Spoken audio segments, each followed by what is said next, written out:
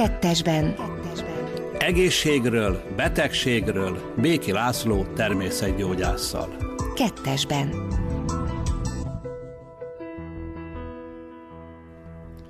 Szeretettel köszöntöm Önöket, hölgyeim és uraim, mindenkit, aki ebben a késői órában az egészségügyi adást hallgatja. Béki László vagyok, a műsor gazdája, és megszokhatták, hogy ebben a hónapban csupa nagyon kemény témáról beszélgetünk.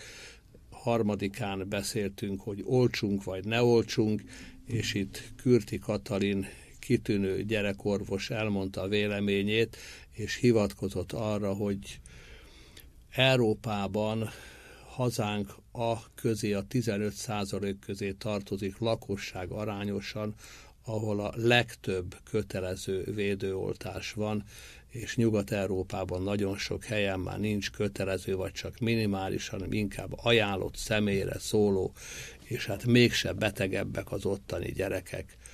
A 10.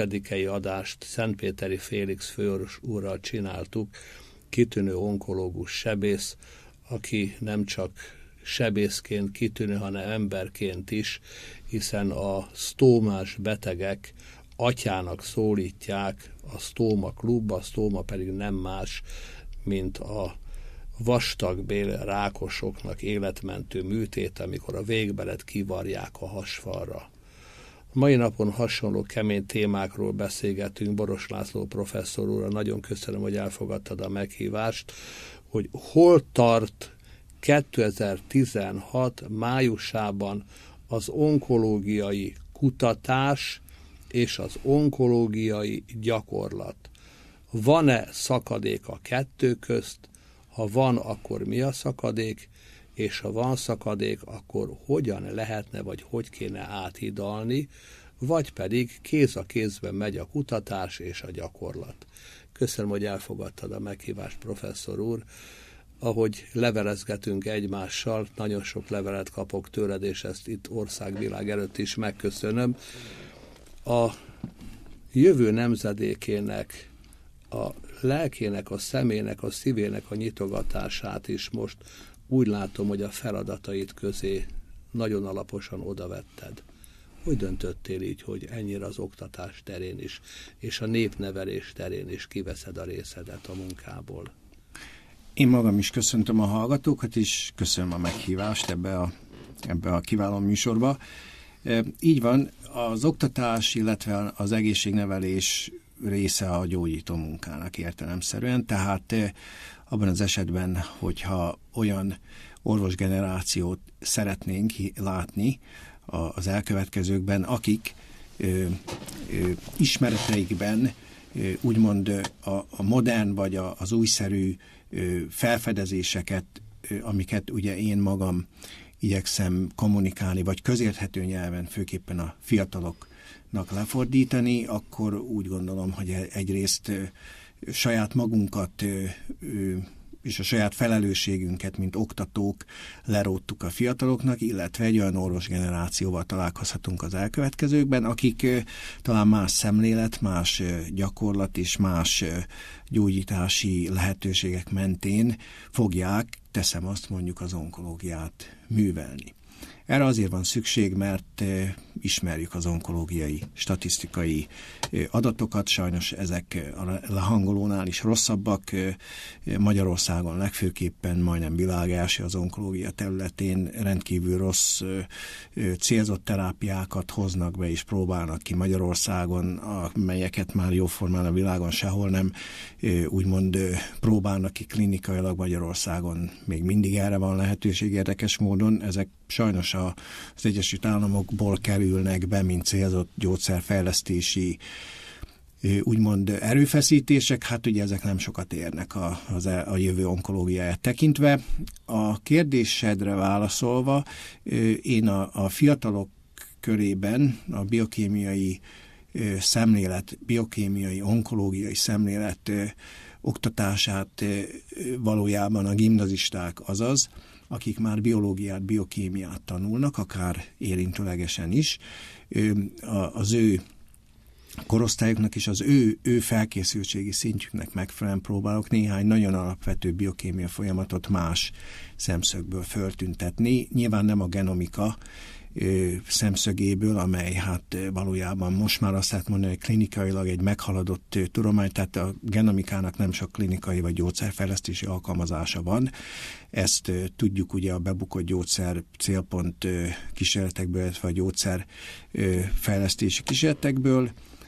Példaképpen holnap után Balassagyarmaton vagyok, ahol a 19. országos középiskolai egészségügyi versenyen veszek részt, ahol Szentgyörgyi Albert munkájáról és munkájával kapcsolatban fogok a gyermekeknek, a fiataloknak egy előadást tartani. Ez a legújabb biokémiai szemléletet tükrözi, azt lehet mondani, a legutóbbi, vagy a legidőszerűbb klinikai vizsgálatokból leépítve, pontosabban vissza retrográd irányba valahogy egyfajta biokémiai konszenzust kommunikálni és kialakítani a gyerekek felé. Ennek én igyekszem egyrészt a Kalifornia Egyetemen is egy kurzust kialakítani, illetve az igazság az, hogy valójában a Kalifornia Egyetem jelenleg tervezi azt, hogy a biokémiának a mitokondriális anyagcserével kapcsolatos, a deutérium háztartással kapcsolatos felületei, ezek tananyagok lesznek. Tehát effektíve a Kalifornia Egyetemen ahhoz, hogy egy hallgató orvosi egyetemre kerüljön, ahhoz ismernie kell a deutérium biokémiájának a legfontosabb összefüggéseit. Erre a Kalifornia Egyetem most vezet be egy kurzust. Sajnos Magyarországon erre nincs még egyenlőre lehetőség, mert sem az oktató, sem a szakembergárda nem érti egyrészt ennek a biokémiai jelentőségét, én úgy veszem észre, vagy nem hajlandó más egyéb okokból ezekkel a nagyon fontos összefüggésekkel foglalkozni, sőt, bizonyos tekintetben ezeket főleg a gazdasági versenyhivatal részéről büntetési szankció éri, ezeket az alternatív megközelítési eljárásokat, terápiákat és lehetőségeket, de hát nyilvánvalóan minket ez az Egyesült Államokban, főképp a Kalifornia Egyetemen nem igazán érint, tehát mi azért folytatjuk tovább azt a fontos biokémiai egyrészt felfedező munkát, másrészt oktató munkát, amivel hát nyilván tartozunk a felnövekvő generációnak. Miért van hazánkban ennyi daganatos beteg? Vastagbélrák, prostatarák, tüdőrák, mellrák, két nemnél ez a rákcsoport, ami leginkább vezet. Újabban a hólyagrás is kezd nagyon elterjedni. Igen, ezek ismert statisztikák. Valójában az élelmiszeripari és az élelmiszeripari ajánlások, vagy az egészségügyi megfontolások programszerű, úgymond tervek vagy tervezetek, ezek nem megfelelőek ahhoz, hogy ezt a betegség folyamatot kontrolláljuk társadalmi szinten. Tehát itt azt lehet mondani, hogy most már majdnem népegészségügyi problémáról van szó. Közel az idősebb korosztály harmada rákos beteg, sajnos tudjuk, hogy vezető halálok Európában, Magyarországon azt hiszem talán a másik vagy harmadik, az USA-ban, Hollandiában, Ausztráliában, Angliában már vezető halálok, a rákos megbetegedésekből eredő elhalálozások. Az ok az valószínűleg az, hogy a táplálék, úgymond az iparilag előállított táplálék deutérium forrása rendkívül jelentős. Ami azt jelenti, hogy abban az esetben, hogyha nem természetes tápanyagot égetünk a szervezetünkben, pontosabban ebben a kis biokémiai egységben, amit mi úgy hívunk, hogy mitokondrium, ugye ennek az alapvető funkcióját úgy határozzák meg, hogy ez az energiatermelésben egy fontos sejtszervecske, ez tulajdonképpen nem így van, illetve nem csak így van. A mitokondrium alapvető funkciója az, hogy vizet termeljen a szervezet számára, és attól függően, hogy mi történik ezzel a deutérium csökkentett vizet, így van. Tehát ezt nem inni, vagy nem feltétlenül inni Bocsáss meg, lehet akkor ezt tehát nekünk akkor a mitokondriumokat kell táplálni. Így van. Koenzim Q10-zel és terített zsírokkal. Így van. Tehát így van, terített zsírokkal, illetve ennek a funkciós faktoraival, azaz kofaktoraival, mint például a különféle vitaminok közül, most lehetne jó párat nevezni azok D3 közül, amelyek így van, amelyek a mitokondriás anyagcserét befolyásolják, de valójában arról van szó, hogy ugye a mitokondriumok alapvető funkciója az emberi sejt, illetve az emlős sejt számára az, hogy vizet termeljen. Tehát valójában a víztermelés az egyik legfontosabb biokémiai folyamat, például a sivatagban élő állatok számára, de a tengervízben élő állatok számára is, mivel sós tengervizet nem ihatnak. Tehát nekik tulajdonképpen az élőlényeknek jelentős, több mint 90%-a maga állítja elő a vizet,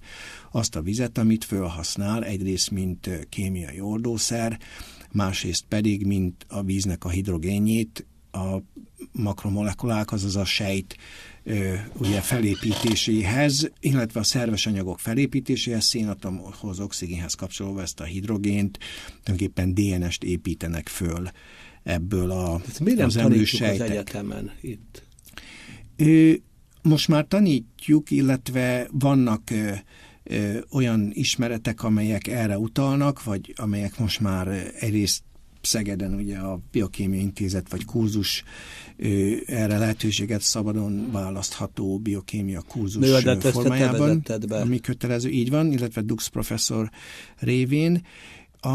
Ami fontosabb számomra az, hogy nem Magyarország, hanem most már azt lehet mondani, hogy nemzetközi viszonylatba kitekintsünk abból a szempontból, hogy például az Egyesült Államok egyik transzlációs farmakológiai intézete, tehát klinikai alkalmazások irányában klinikai vizsgálatokat végző farmakológiai intézet, ez Pennsylvániában van.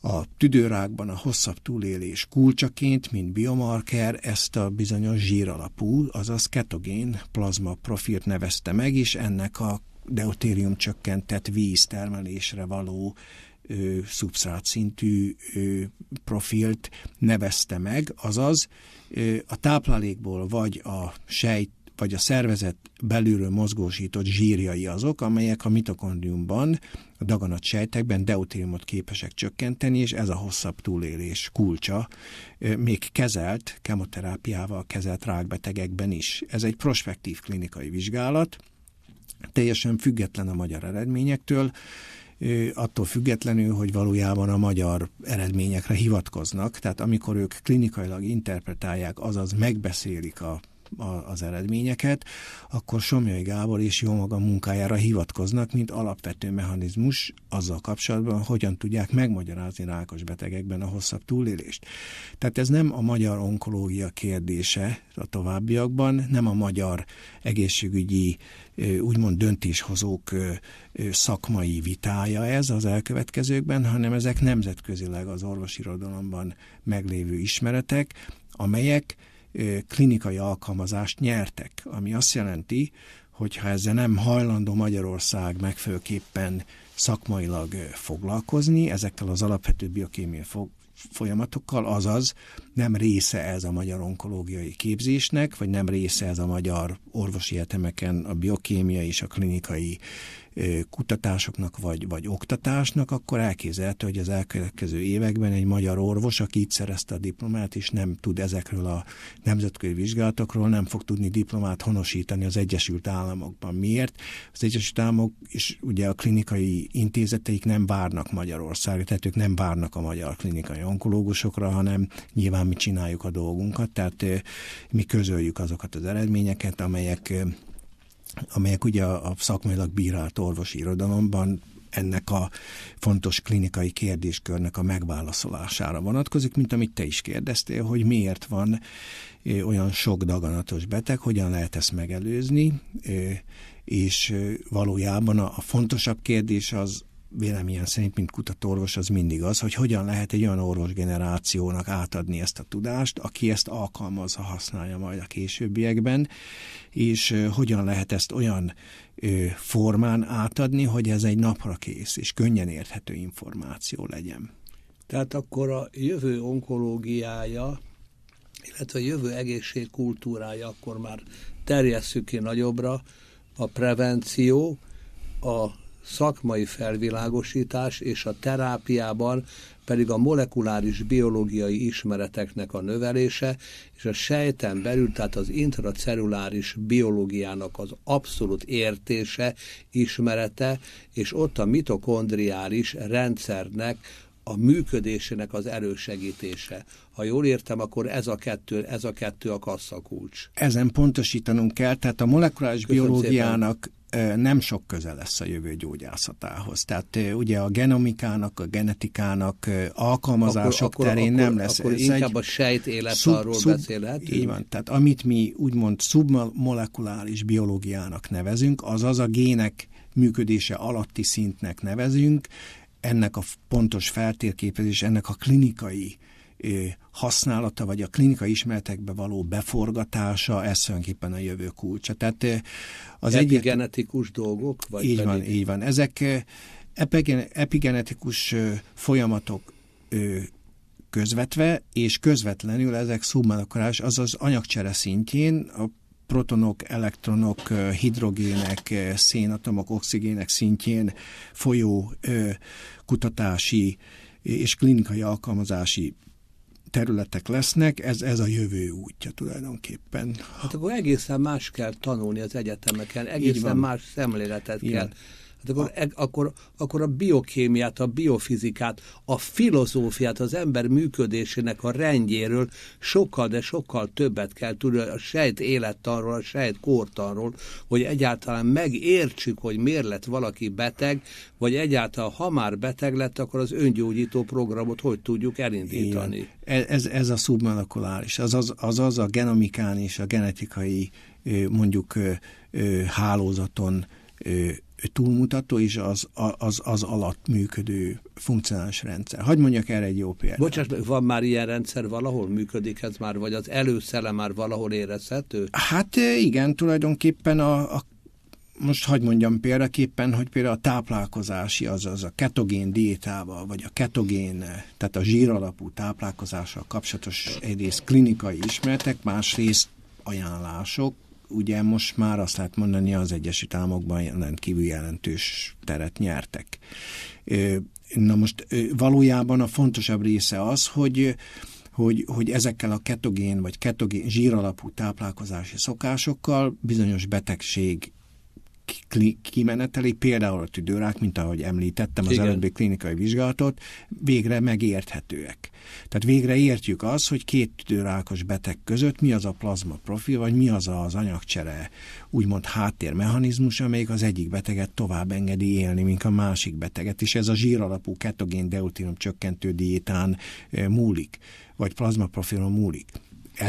Ez egy dokumentált ismeret. Bocsáss meg, ez csak a tüdőráknál, vagy pedig egy prostataráknál, merráknál, vastagbélráknál, hólyagráknál ugyanígy érvényes, vagy pedig csak a tüdőráknál? Igen. Én azért említettem a tüdőrákot, mert onnan van szakmailag bírált orvosi közlemény az Egyesült Államokban, mi független Somlyai doktor és magam munkától. Tehát mi nem jártunk úgymond közben ennek az ismeretnek a publikálásában. Tehát itt tulajdonképpen tőlünk függetlenül, vagy Somlyai Gábor munkától függetlenül az ő elképzelései, tehát a deutérium csökkentés elve zsír ketogén diétán keresztül beilleszthető az orvosi gyógyászati tárház vagy eszközrendszerben. Na most ez nem deutériummal csökkentett víz, hanem ez a sejt saját vize, amit termel, tehát ilyen formán független Somlyai doktor munkájától, lévén, hogy nem víz formájába visszük be a deutérium csökkentés lehetőségét, hanem szalonna, tehát ketogén diétán keresztül.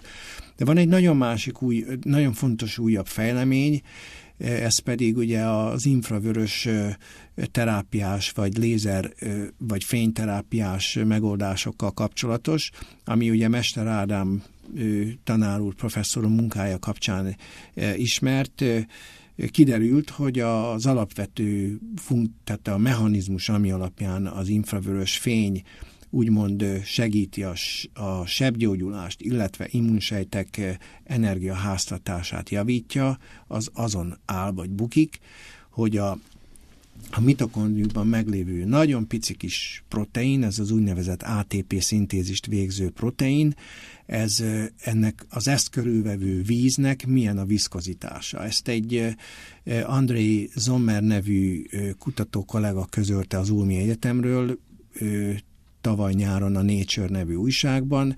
Azt mérték, hogy valójában a fordulat száma ennek a fehérjének, ami tulajdonképpen elképesztően gyors, tehát gyorsabban pörög ez a fehérje, mint egy autónak a motorja. Ez 9000 forog percenként ez a fehérje. Úristen. Tehát ez gyorsabban pörög, mint tulajdonképpen egy automotorja, ha csak nem a strádán száguldozunk vele. Tehát ez a pici fehérje a mitokondriumban ülve, ami ATP-t szintetizál, ez percenként 9000 forog, és ahhoz, hogy ez forogni tudjon percenként 9000, ehhez alacsony viszkozitású vízben kell, hogy üljön. Pontosabban ezt a fehérjét körülvevő vízfelületek, alacsony viszkozitású víz kell, hogy legyen. Ezt segíti az infravörös fény. Tulajdonképpen a víznek a viszkozitását csökkenti. Bárhol sugározzák be az infravörössel a szervezetet? Hát igen, tehát itt valójában leginkább a bőrfelület, bőrgyógyulás az, ahol talán a legjobban alkalmazható. Ez a meleg fény, az infrared. Ez az infrared sugárterápia.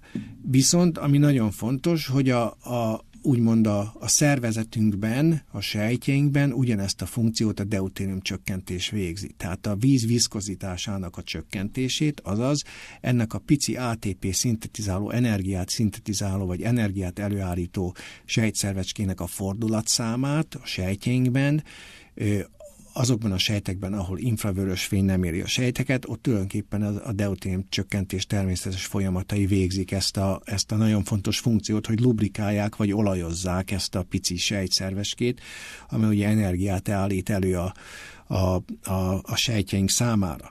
Na most ez azért fontos, mert nyilvánvalóan egy egészséges sejt működéséhez nagyon fontos az, hogy megfelelő energia ATP, azaz nagy energiájú foszfáttal legyen úgymond ellátva egy sejt, ez az immunsejteknek is nagyon fontos funkciója, és valójában ennek a kulcsa a deutérium csökkentés a mitokondriumban, mert csak deutérium csökkent, azaz alacsony viszkozitású, vagy kevésbé, most nevezzük nagyon közérthetően kevésbé sűrű vízben tudnak ezek a sejtszervecskék működni megfelelőképpen. Professzor úr, fordítsuk ezt le tányér, kanál, kés, villa szintre, hogy a Lipót városba és a Mariska néni megértse, hogy miről beszélünk. Igen. A biológiai, úgymond oxidációs folyamat, azaz az energiatermelés, azaz a táplálkozás vég eredménye az, hogy mi energiát tudunk előállítani a szervezeten belül. Ezt egy nagyon pici kis rotor végzi, ezt úgy hívják, hogy mitokondriális rotor motor, tényleg az a neve, tehát ezt egy mitokondriális motornak nevezik, és ennek az olajozása most megint nagyon közérthetően, ez úgy történik, hogy deutérium csökkentett vízben ül ez a pici fehérje. Tehát, ha mi nem csökkentünk deutériumot a táplálékon keresztül, azaz nem zsíros vagy alacsony deutérium tartalmú élelmiszereket eszünk, akkor ezt égetve a mitokondrium, ami közben vizet állít elő, tulajdonképpen nem tudja olajozni ezt a pici kis sejtszervecskét is. Akkor el ne higgyük azt a tudománytalan szamárságot, hogy a koleszterint a sok zsír fogja megemelni, és ne együnk vajat, ne együnk szalonnát, ne együnk libazsírt, kacsazsírt, tepertőt, mert ha megfogadjuk ezt a tudománytalanságot, akkor bizony bajunk lesz. De én szalonnával eszem, igen, rengeteget, igen. 5 körüli az összkoleszterin szintem. Igen, de tudod miért? Hát meg van szólítva az epe, és kitűn az epe ürülés, és beáll gyönyörűen, ahogy is az epe. Tehát, hölgyeim és uraim, most nem azt mondjuk itt professzor úrral, hogy most kimenni azonnal a henteset, megvenni 2 tábla csécsi szalonnát, szó nincs róla, nem erről van szó, hanem tudik, a magyar lakosság nagyon nagy százalékánál az EPE vezető és a hasnyálmirigy kivezetője be van szűkülve. Az EPE folyadéka be van sűrűsödve. Így mondjuk parasztosan lusta az EPE. Ennek eredményeképpen az emésztés élettani folyamatok sem olyanak, amilyennek lennie kell. Nincs rendesen széklet, a székletből folyamatos toxikus visszaszívódás van, tehát egy folyamatos, lassú önmérgezésnek vagyunk. Gutta cavat lapidem, mondja a latin, a csepp kimossa a követ. Hát itt tulajdonképpen szép lassan tessenek áttérni a rozsdús, a terített zsírdús és a tiszta folyadékdús táplálkozásra. Jól mondom, professzor? Igen, és hadd mondjak még annyit, hadd tegyek hozzá ehhez annyit, hogy ezzel kapcsolatban úgy egyszerűen parasztosan. Egy nagyon fontos szakmai konszenzus kezd kialakulni, amely magába vonja azokat a vizsgálatokat, amelyek a mitokondrium, azaz az energiatermelő pici sejtszervecske működését, funkcióit tisztázta. Ebbe biológusok, nagyon rangos nemzetközi kutatók, oktatók vesznek részt rangos egyetemekről.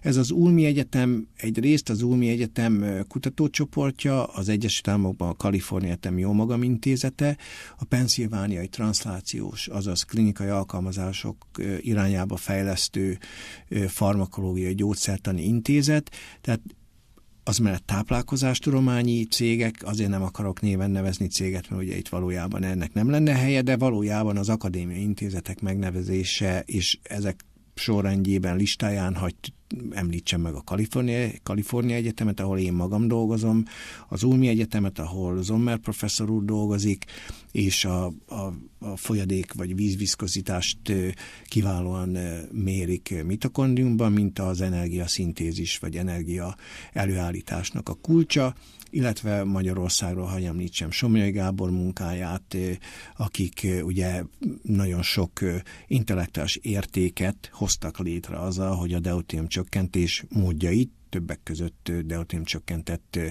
víz felhasználásával, de ehhez sorolhatnánk a ketogén diétát is, ugye, vagy a zsíralapú diétát, tehát itt valójában ezek úgymond kapcsolódnak össze egy biokémiai mechanizmus mentén. Tehát ezeknek az ajánlásoknak, vagy ezeknek a megelőző vagy terápiás lehetőségeknek az alapvető biokémiai mechanizmusa tisztázva van. Tehát most már, mint ahogy kérdezted, nem az a kérdés, hogy itt valójában milyen lehetséges mechanizmusokat lehet megnevezni, hanem a kérdés az, hogy mikor, milyen gyorsan kezdjük el ezt oktatni. Tehát át kell venni a kutatás által bizonyított milyen dolgokat. gyorsan kezdjük oktatni, milyen szigorú vizsgafeltételek vannak ebben, úgymond a jövő orvos generáció számára, hogy ezeket a biokémiai ismereteket klinikai vagy klinikusi szinten tudják alkalmazni.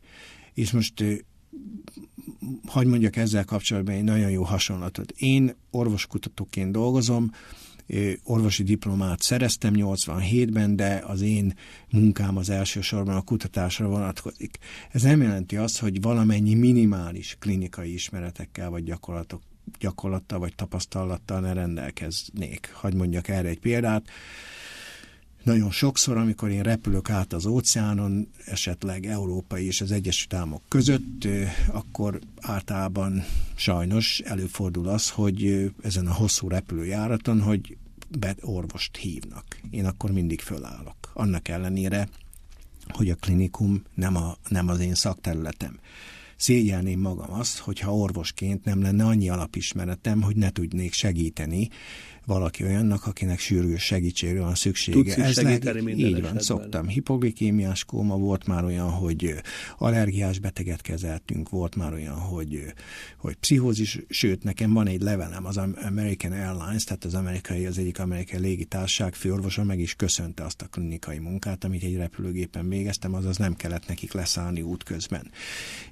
Tehát, mint kutatóorvos, megmondom őszintén, felelősnek érzem magam azon minimális klinikai ismeretek szempontjából, hogyha szükséges, és nincs más, aki ehhez jobban ért, akkor tudjak segíteni az embertársaimon. Én ezt fordítva is elvárnám a klinikusoktól. Legyen annyi minimális biokémiai ismeretük, hogy legyenek tisztában a mitokondrium alapvető funkcióival.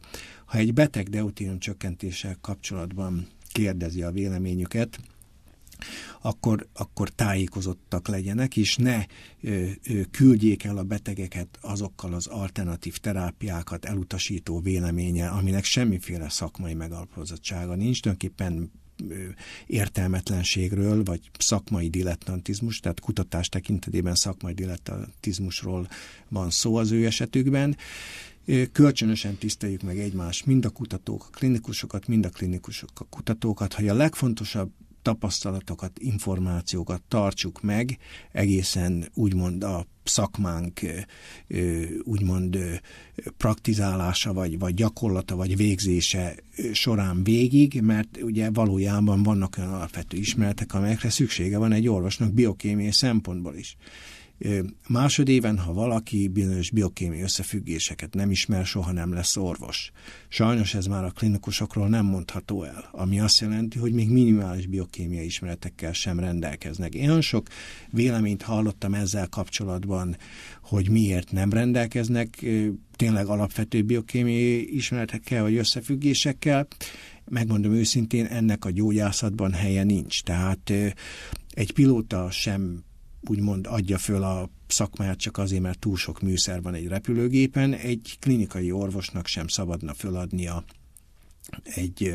mondjuk egy kiegyensúlyozott, szakmailag megalapozott klinikai véleményt, az alternatív terápiákat is beleértve ezzel, csak azért, mert mondjuk a mitokondrium úgymond, vagy a trikarbonsav ciklus enzim reakciói rendkívül bonyolultak. Ez kétségtelenül így van, ez nem is az ő dolguk ezt ismerni, de azt nyilvánvalóan elvárhatjuk a klinikusoktól, mint ahogy a klinikusok is elvárhatják a kutatóktól, hogy valamennyi ismerettel rendelkezzünk, és ehhez egy klinikusnak, tulajdonképpen egy onkológusnak azt kell tudnia, és azt kell ismernie, hogy a normális emberi sejt működése közben termel vizet. Ez a mitokondriumban történik, oxigén felhasználásával, és ez a víz, ez deutériummal csökkentett víz, ami abban az esetben, hogyha ketogén diétát fogyasztunk is, ez az egészség kulcsa tulajdonképpen. Minden egyéb, ami ezt a víztermelést deutériummal terheli, vagy ezt a víztermelést nem engedi visszaforgatni az anyagcserébe, vagy nem engedi az energiaszintézist, az ATP termelést, nem engedi normális, úgymond intenzitással ugye folyni a sejten belül, azaz nincs elég deutériummal csökkentett víz, ami lubrikálja, azaz keni ezt a pici fehérjét, ami energiát szintetizál. Abban az esetben nagyon sok és súlyos betegségek, többek között rákos betegség fordulhat elő, immundepresszió és a legkülönféle betegségek fordulhatnak elő.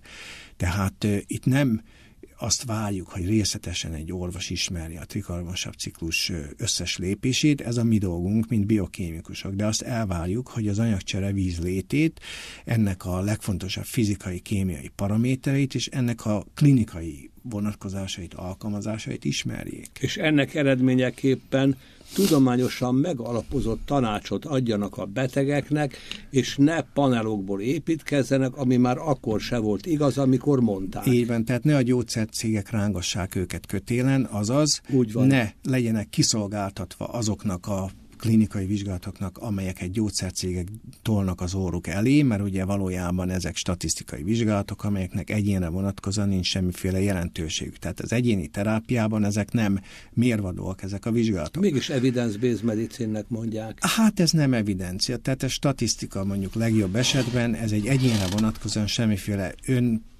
vagy te is tartozhatsz, meg én magam is tartozhatok azok közé, akik erre reagálnak, vagy nem. Tehát ezt egyéni tehát a standard deviáció, tehát az egyszórás érték az... Így van. Tehát valójában az, hogy egy klinikai vizsgálat milyen statisztikai eredménnyel zárul, ez egyénre vonatkozóan semmiféle konzekvenciát nem jelent. Azt meg kell nézni egy egyénben, hogy valójában egy gyógyszer célpont jelen van-e, vagy nem, működik-e, vagy nem, vagy az a gyógyszer hatásos, vagy nem. Erre megvannak a biokémiai módszerek, hogyan lehet ezt megmérni. De hát most nem így csináljuk. Megvizsgálni? Hát persze, hogy nem így csináljuk, legalábbis Magyarországon nagyon kevés az erre vonatkozó tapasztalat, vagy gyakorlat, vagy klinikai alkalmazás, de tulajdonképpen azt lehet mondani, hogy nagyon sok helyen, legalábbis az Egyesült Államokban klinikai vizsgálatok, klinikai kipróbálások és bírált közlemények és az orvosi úgymond gondolkodás része az, hogy valójában nem az orvos dönt, hanem az orvos a beteget a legjobb döntéshez segíti hozzá. Ez egy nagyon fontos szemléletbeli különbség a magyar orvoslás és mondjuk azt, amit én az USA-ban látok, vagy tapasztalok. Tehát valójában nem az orvos dönt az Egyesült Államokban, teszem azt, hanem a beteg dönti el, hogy milyen kezelésben és milyen összeg mellett hajlandó részt venni, vagy a biztosító úgymond megadja neki azokat a megadja azokat a lehetőségekkel, ami szóba jöhetnek. Tehát vannak olyan rákkórházak az USA-ban, akik ugye nem vagy nem is írnak föl bizonyos célzott rákterápiás gyógyszereket, mert ugye az áruk, ami hát most már a Magyarországon is ugye van olyan rendkívül jelentéktelen hatással bíró rákterápiás eljárás, ami évi $1 millió kerül. Hát ezek hihetetlen forintban is hihetetlen összegek. Tehát érthetően ugye én egy ilyen összegű gyógyszertől elvárnám, hogy lelkileg agyonüti a családot. Így van, lelkileg is egyrészt, másrészt pedig hát ugye ezek finanszírozhatatlanok. De hát nyilván ugye a genomikának ez az eredménye, ami hát ugye végül is nagyon sok artefaktum és melléktermék ugye a genomika eredménye, tehát klinikailag ez nem egy alkalmazható, legalábbis az onkológiában nem alkalmazható terület. Érthetően ennek megvan a gyógyszerfejlesztési vonatkozása. Méregdrága hatástalan gyógyszerek, nevezzük őket nevükön. Ezt teljes felelősséggel mondod? Így van, és még annyit nyilván tegyünk hozzá, hogy ugye a célzott rákgyógyszerek közül vannak effektíve olyanok, amelyek mérgek. Tehát az FDA, az Amerikai Food and Drug Administration, akiket Magyarországon ugye gyógyszerengedélyező hivatalként tartanak számon, tulajdonképpen nem gyógyszerengedélyező hivatal az FDA, hanem gyógyszerminősítő hivatal, azaz célzott rákgyógyszerek esetében megmondják azt, hogy egyrészt milyen toxikológiai profillal kell jelölni azokat a rákgyógyszereket, célzott rákgyógyszereket, amelyeket piacra akarnak vinni. Ezek között vannak olyanok, a 26 elfogadott kínázgátló szer közül 12 olyan, amelynek ha megfordítjuk hátul, egy fekete doboz, ezt úgy hívják, hogy black box labeling, ez effektíve azt mondja, hogy méreg. Tehát tulajdonképpen ezek mérgek. Tehát a black box az fekete doboz. A black box az azt jelenti, hogy az effektíve méreg. Tehát az FDA, az amerikai FDA, az méreg minősítéssel véleményezi ezeket a célzott rákterápiás gyógyszereket. Csak az a baj, hogy Magyarországon ezt nem fordítják meg ezt a dobozt, hanem mindenki az FDA-vel legalábbis azzal takaróznak, hogy azt elfogadta az FDA, holott nem elfogadta, hanem minősítette, és valójában a minősítés eredményeképpen több olyan rákgyógyszer van, amelyik effektíve a black box labeling, tehát a fekete box labeling a hátulján az nagyon súlyos úgymond életet is veszélyeztető tehát így van, halált okozó méregnek minősíti ezeket a szereket, nyilvánvalóan dózistól függően értelemszerűen, de a mellékhatásokat tekintve ezek mérgeknek minősülnek. Tehát, akkor milyen alapon merik betenni az onkoterápiába? Hát klinikai vizsgálatokat folytatnak ezekkel a szerekkel. Azt hiszem, hogy bizonyos indikációs körben ezek a gyógyszerek forgalmazhatók vagy adhatók. Vannak olyan amerikai kórházak, amelyek nem írják fel ezeket a gyógyszereket az áruk és a mellékhatásaik, illetve a biológiai eredménytelenségeik miatt. Nyilván nagyon rossz egyébként az onkológiai gyógyszerfejlesztés jövője abból a szempontból, hogy ma már ugye ezek a célzott terápiákról kiderült, hogy de a kemoterápiákról is, hogy tulajdonképpen azért ezektől jelentős úgymond váltás az onkológiai betegségek kimenetele szempontjából nem várható. Tehát a daganatos elhalálozások vagy a rákhalálozások ettől nem fognak javulni. És a sugár? Hát a sugárterápiával is hasonló a helyzet, tulajdonképpen azt sem úgymond gyógyítja meg, vagy előzi meg, most nyilván kezelés szempontjából úgymond érdemes ezt megfontolni, tehát a kezelések esetében is ugye a sugárterápiának a hatása az ugye egyrészt attól függ, hogy milyen korán és milyen összefüggésben használják magával az alapkezeléssel, ami általában sebészi kezelés, illetve hogy milyen egyéb kiegészítő kezeléseket kap még a beteg, ezek nagyon drágák lehetnek. Hát nagyon jól példázza a kezeléssel kapcsolatos problémákat az, hogy jelenleg az onkológiai kezeléseknek az ára minden 5 évben megduplázódik. Tehát jelenleg az USA-ban egy onkológiai beteg kezelése az körülbelül 15-20 ezer dollárba kerül. Hát ezek iszonyatos pénzek. És hát nyilvánvalóan ebbe beletartozik egyrészt a gyógyászati eljárás, vagy a gyógyászati eszközök, illetve beletartozik a mellékhatások kezelése. Azaz, az új célzott rákterápiás szereknek nem biztos, hogy biológiailag van a betegség kimenetelére valamiféle hatásuk, hanem inkább arról van szó, hogy a mellékhatások miatt a beteget egyébként is kórházba kell tartani, ahol több lehetőség van arra, hogy az életét meghosszabbítsák. Professzor, egy nagyon furcsa kérdés. Szerinted várható-e az onkológiai terápiába, a műtéten kívül, mert a műtét az szükséges, van egy elzáródás, hogy valamit ki kell venni, valami olyan áttörés, hogy a természetes élet és gyógymódok terén, a biológiai ismeretek terén, sejtélettan, mitokondriális rendszer helyretétele, valami egész más oldalról lehessen az egész onkoterápiát megközelíteni. Van erre valami remény? Hát ugye én ezért most a kérdésedre visszatérve a műsor elején, ezért oktatom, vagy ezért segítek fiatalabbaknak, akár még egyetem előtti generációknak abban, hogy ezeket az ismereteket magukkal vigyék, és ezeket az ismereteket tovább szélesítsék az egyetemi tanulmányaik során. Ez konkrétan azt jelenti, hogy elérhető az interneten, például a Nógrádi Tudószakkör előadás sorozatában elérhetőek ezek az információk. Ezek között vannak Kalifornia Egyetemen tartott előadásaim, ezek között vannak a Szegedi Egyetemen tartott előadásaim, illetve olyan angol nyelvű, korábban ugye megtartott előadások, amelyek ebbe a kérdéskörbe illeszhetőek. Tehát kérdésedre konkrétan a válaszom az, hogy ezen változ, így van, tehát a fiatal, vagy a fiatalabb orvos generációk szemléletét és szemléletváltását segítenünk kell újfajta sejtszintű, mitokondriális szintű, szubmolekuláris, tehát gének alatti mechanizmusok ismertetésével, biokémiai és anyagcsere folyamatok ismertetésével, azok deutérium csökkentő kapacitását tekintve.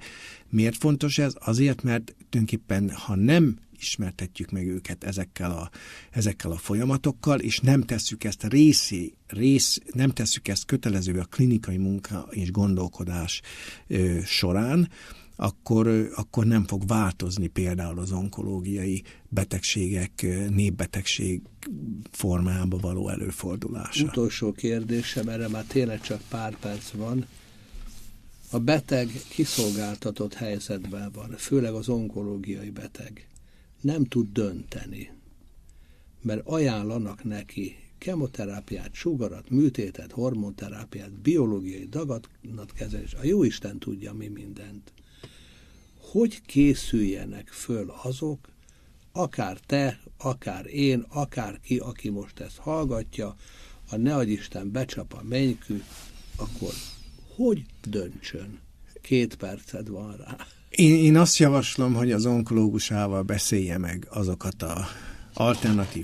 az alternatív terápiás lehetőségeket, amelyek az orvosirodalomból, vagy pedig olyan helyekről, amelyek tudományos kredenciával, azaz hitellel rendelkeznek, ezeket vigyék be az onkológus, és beszéljék meg az onkológussal. De miket mondjál néhányat ezekben az egyrészt a deutérium csökkentés elvei módjai, most nem a deutérium csökkentett vízre gondolok, hanem a táplálkozáson belül ezért a zsír. zsíralapú, azaz növényi, állati eredetű, természetes körülmények között nevelt farm, vagy háztáji állatokból eredő zsír, hús és egyéb termékeket fontos bevinni, és ezeket a táplálkozási szokások közé építeni. Zöldség, így van. Mi van a tejjel? Hát alapjába véve ugye a tej az egy különleges dolog abban a szempontból, hogy nem is mindenki tudja megint. Én laktózintoleráns vagyok, tehát mondjuk nekem ez szóba se jön.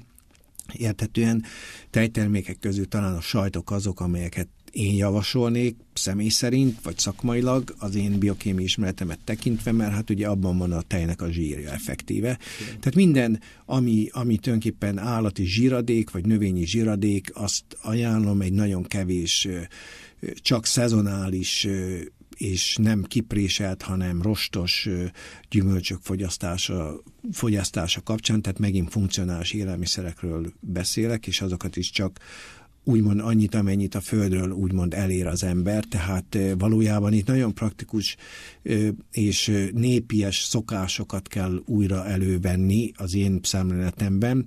Tehát amit az apáink úgymond nekünk tanítottak, az valószínűleg élettan, biológia, biokémia szempontjából mind helyes, csak még nem láttuk azokat a pontos biokémiai mechanizmusokat, amelyek mentén ezek felhasználhatók. Mi ezeket állítjuk, és ezeket úgymond rendszerezzük csatasorba, hogy a gyógyítóorvos is felhasználhassák ezt. Tehát, hogyha nagyon le akarom fordítani, akkor egyszerűen annyiról van itt szó, hogy letértünk a helyes útról, letértünk arról, ami évezredekig, évtizedekig normális táplálkozás, normális gondolkodás, értékvesztés volt, hamis értékeknek a rabságába, fogságába vergődünk, mű szemlélet van, nem valódi világot élnek a gyerekeink, hanem virtuális világot, számítógépfüggők, gyárakba előállított mindenféle cukrozott, festett, ízzel meg nem tudom mivel fokozott vackokkal, és élettelen, holt anyagú szemetek. Hát hölgyeim és uraim, egyetlen egy dolog van, vissza a természethez. Hát amikor Boros László professzor úrral beszélgetek, az gondolom nem csak az önök számára, hanem számomra is felkavaró, és ezt én tudatosan teszem, mert legalább a gondolkodásunk ne legyen posványos, hanem a gondolkodásunkba ébredjünk először arra, hogy valamit másképp kell csinálni. Aztán, ha a gondolkodásban már utolértük magunkat, akkor ma jönnek a cselekedetek is. Professzor úr, áldja meg a Jóisten, nagyon köszönöm, és külön köszönöm a hazánk lakossága nevébe azt az áldásos tevékenységet, hogy a palántaneveléssel is foglalkozol. Nagyon kevesen csinálják ezt. Önöknek, hölgyeim és uraim, nagyon köszönöm a figyelmet, Müller Juditnak köszönöm az adás lebonyolítását, a legközelebbi viszont hallásig is. Vigyázzanak magukra, vigyázzanak egymásra, vigyázzanak az egészségükre, mert abból csak egy van. Béki László műsorát hallották. Kettesben.